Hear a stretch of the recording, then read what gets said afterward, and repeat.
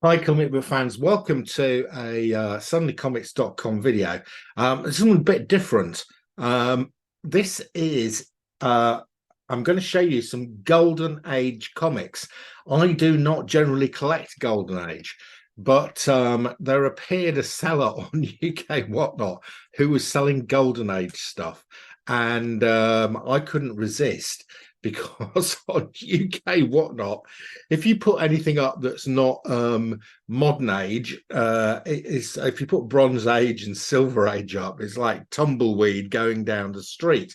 So this guy comes up and he's doing Golden Age, and I'm thinking, I don't think there's anybody in the UK that buys Golden Age. Anyway, I went on this guy's Whatnot first show, I think it was, and I picked up a number of Golden Age things at really what I think pretty good prices. Okay, so here we go. I'm just going to show you some of these. Start off with some romance ones. I do like these romance ones. And the first couple here are Bob Powell romance comics. So this is from 1951. This is high school romance.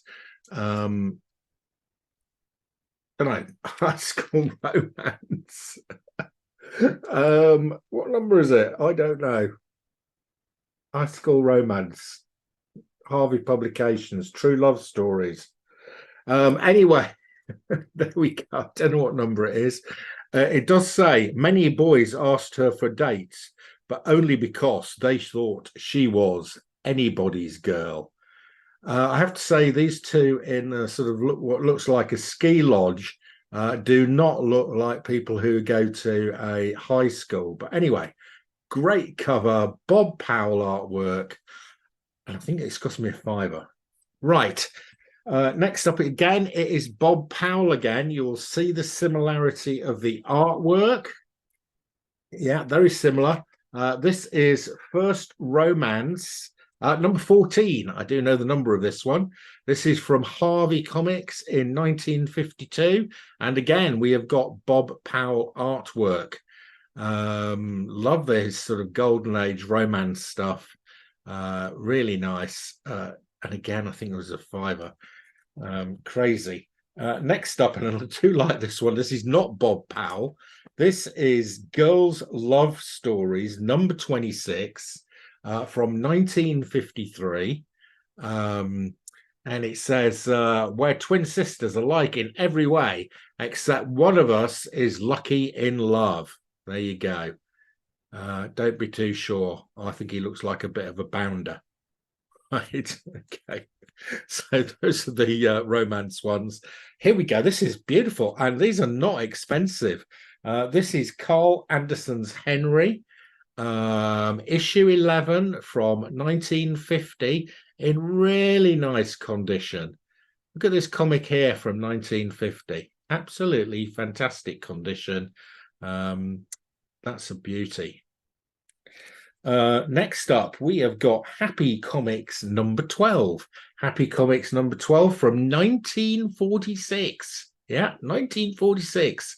That is not in bad shape for a comic from 1946. And, you know, I'm picking these up for less than the price that I sell modern variants at, which is crazy.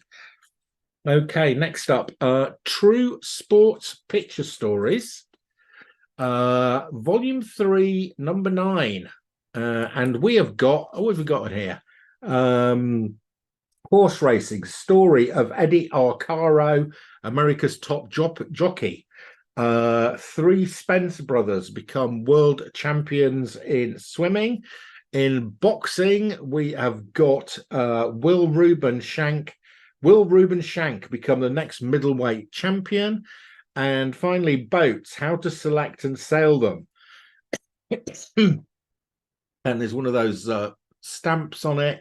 Really like it. Very nice. Picture of culture at the time in 1946, just after the Second World War. Okay, next up, a couple of Nancy covers. Nancy, this is Sparkler Comics number 87. This is Ernie Bushmiller's Nancy. from 1949. Again, a really clean looking comic here. And I've got another Nancy one. This is actually earlier. This is from 1946. Comics on Parade, number 53. And again, Ernie Bushmiller's Nancy on the cover. This is in great condition. Very nice. Right. Next up, we've got Airfighter comics starring Airboy. Yeah, Airboy. This is not in great condition, but I think this is fairly key. What you'd really need here with these ones is Valkyrie on the cover for them to be worth a large amount of money. This is from 1944. It is volume 2, number 9, and it's hugely politically incorrect. Right. But what do you expect in 1944 when we were at war with the Japanese? Okay. Right. Next up, some Charles Biro stuff. Yeah, Charles Biro. So this is Boy Illustories number 57 from 1950, featuring Crime Buster. That guy in a little bit is Crime Buster, and I know the guy who is currently publishing Crime Buster because he's gone into public domain. So this is nice to get one of these comics from 1950 with this character in it. Right, another Charles Biro one, and this one was a bit of a surprise. Okay, this is Crime Does Not Pay, issue 63 from 1948. Lev Gleason, publisher, Charles Biro, editor and cover art. And guys, this is a comic that was mentioned in The Seduction of the Innocent. Yes, this is a Soti comic. This goes for a pretty penny. My mate Alan has got all the Soti comics. So I suspect he's got this one. Alan, if you're watching, I have got a Soti comic. There you go. Are you impressed? Very nice. And I think this only cost me about 5-10 quid. It's worth about 40 to 50. Right, next up, another Charles Biro cover. This is Crime and Punishment, issue 7. I'm sorry to say, I don't think this is a Soti comic. Again, Lev Gleason, publisher, Charles Biro, editor, and also cover art. And finally, on the crime stuff, we've got a comic called Lawbusters Always Lose, Indeedy, and a nice jailbreak cover from Marvel Comics. Right, next up, this is nice. This is and this is an amazing condition. This is Our Gang number 19 from 1945. I think this is the earliest comic I'm showing you tonight. Look at the condition on this. It is in a cracking condition. And inside here, very early appearance of Tom and Jerry. Yeah, Tom and Jerry, the cartoon characters, first appearing in Our Gang. Look at that. Look at the condition of that. Absolutely cracking. And here we go. Our Gang with Tom and Jerry, number 44. And we have got a cover appearance of Tom and Jerry in 1948. We've got Walt Kelly, art and story. Fantastic stuff. Love this stuff. We've got a comic called Jingle Jangle Comics, number 22 from 1946. Look at the colors on this. Amazing.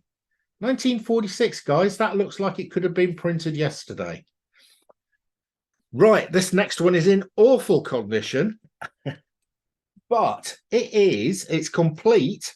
It's from 1947, and it is Blondie Comics number 2. Okay, there is only one graded copy of this comic. It is a 6.5, and there are no that was the highest graded copy. And here we go. I've got this one. I don't know what it's worth, but it's Blondie number 2, 10 cents from 1947. Next up, we've got a bit of pulp. I do like me a bit of pulp. This is Weird Tales, from September 1945. We've got the Marquis de Sade cover, Robert Bloch, the writer, and we've got the skull of the Marquis de Sade, and we've got eyeballs, we've got skeletons, we've got voodoo type stuff. So even though this is in pretty poor shape, I still think this is a 40 to 50 quid book. And again, I think I paid about 15 quid for that. Right, next up, we're coming up to some foreign reprints. This is Soldier Comics #3, and this is an L. Miller and Son reprint, Fawcett Comics, Soldier Comics #4. Yes, I know, very confusing. This is from 1952, and we've got the Korean War is on, and we've got Korean War stories. Really interesting, very rare. Never seen another. You'll never see another. I guarantee you will never see another copy of that. I don't know what the print run was from L. Miller and Son. It would have been minute. And if there's another one of those in better condition than that, let me know if you've got it. Right, next up, this is another really odd one. This is Rangers #30, and it says 6D on it there. So you're going, oh, that is an English. I love the cover, by the way. It's almost like one of those modern art things by Lichtenstein, isn't it? No, this is an Australian reprint. Yeah, an Australian reprint. Rangers #6. Right, and finally, and we've got a couple of UK reprints of Hillman comics. And here we go. They're in really nice condition as well. This is a Thorpe and Porter reprint of Deadeye Western Volume 2, #4. By Hillman Publishing, approximately 1953. Look at that. That is so rare. Again, guys, if there's another issue of this anywhere in this condition, I will be amazed. Right. And the same thing again, basically. This, again, is a UK reprint of Frogman #2. This time it's not Thorpe and Porter, it's the Jensen Book Company Limited. I paid 20 quid for that. You'll never see another of these.